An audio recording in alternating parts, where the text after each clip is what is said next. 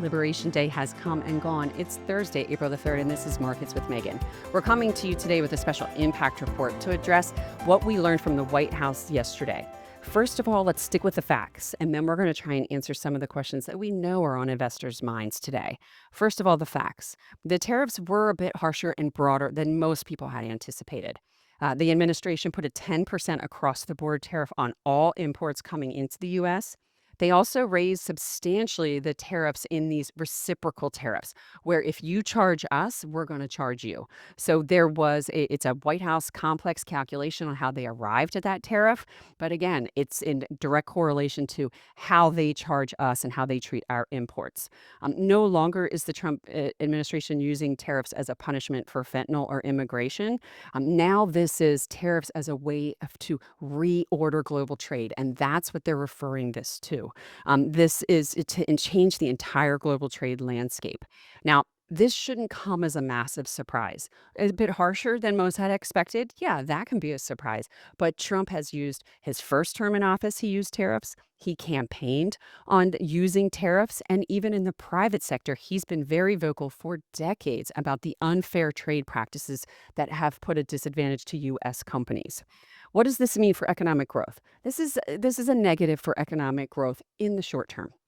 We don't think this is going to result in a long-term, prolonged economic recession, but it does put downside risk to growth this year. We also think that it puts upside risk to inflation this year. The economic growth that we're seeing in the first quarter has something to do with some of the pulled forward in purchases. So when we may see negative growth this year really depends on how much purchases are pulled forward. First quarter, maybe some of second quarter, but we do think that impact will be felt in the middle of this year and the third quarter of this year.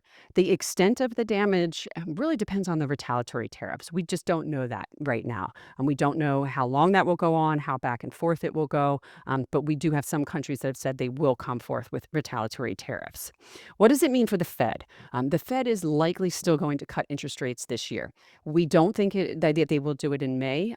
They've been very vocal that they can't make monetary policy decisions about a trade policy that they don't know. And now that we have a baseline on the trade policy, you can bet the Federal Reserve has their smartest people throwing through simulations and coming up with forecasts on what this baseline on tariffs means for interest rates and inflation. So for the markets, let's talk about this because today's a very volatile day and it can be very painful to watch. We saw the Dow open up down over 1,000 points this morning. The Nasdaq's down over 4%, and global equities around the world have been hit from today on this. Bond yields are falling pretty dramatically. We have the 10-year Treasury yield at about 4%. It's the lowest level since October. The bond market's telling you they're more concerned about economic growth than they are about inflation. We also are starting to see some adjustments to earnings estimates. It was very difficult for analysts to even come up with earnings estimates for this year without knowing what the tariffs will be. So now that there are baselines, just like the Federal Reserve, we're going to see some adjustments to earnings estimates for this year.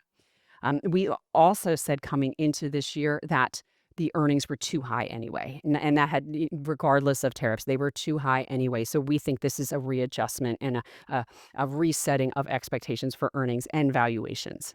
Now, what's our view? What were we recommending to do right now? First of all, tariffs are here in some form or fashion. We still do think this is still a negotiating phase. We think there's probably more likelihood of negotiations with some of our bigger allies. Then China might be a little bit more of a difficult thing to tackle right now, but we are long-term investors, and these are the days where these opportunities really arise for those that can withstand short-term volatility and focus and are disciplined on their long-term investing goals.